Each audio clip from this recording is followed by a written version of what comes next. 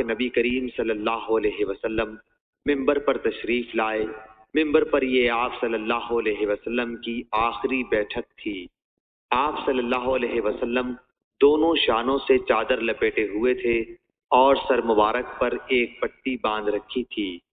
آپ نے حمد و ثنا کے بعد فرمایا، لوگوں میری بات سنو۔ چنانچہ لوگ آپ صلی اللہ علیہ وسلم کی طرف کلام مبارک سننے کے لیے متوجہ ہو گئے۔